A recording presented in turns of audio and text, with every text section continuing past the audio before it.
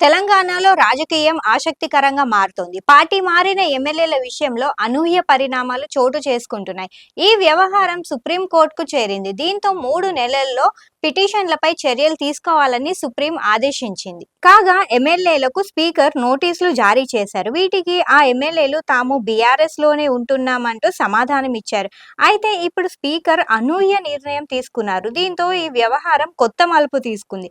రాజకీయంగా ఉత్కంఠత పెంచుతోంది. తెలంగాణలో పార్టీ మారిన ఎమ్మెల్యేల వ్యవహారంలో ఊహించని ట్విస్టులు చోటు చేసుకుంటున్నాయి.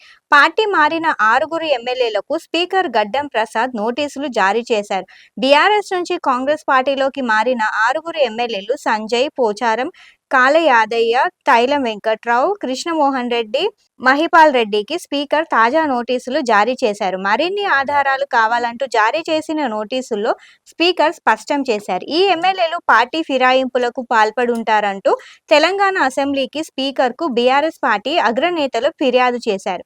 ఈ నేపథ్యంలో స్పీకర్ గడ్డం ప్రసాద్ కుమార్ ఈ నోటీసులు జారీ చేశారు. తద్వారా ఎమ్మెల్యేల విచారణకు తెలంగాణ అసెంబ్లీ స్పీకర్ గడ్డం ప్రసాద్ ప్రారంభించారు. కాగా తాజాగా నోటీసులతో ఈ వ్యవహారం కొత్త మలుపు తీసుకుంది.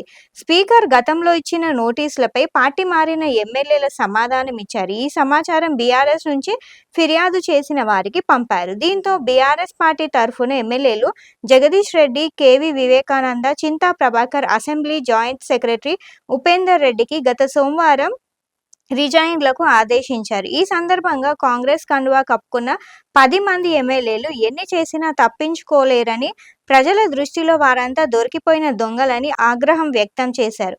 వీరి నియోజకవర్గాల్లో ఉప ఎన్నికలు కావడం ఖాయం వ్యాఖ్యానించారు. దీంతో ఇప్పుడు ఈ నోటీసులపై ఎమ్మెల్యే ఏ విధంగా సమాధానం ఇస్తారో, ఆ తర్వాత స్పీకర్ నిర్ణయం ఏంటనేది ఉత్కంఠగా మారుతోంది.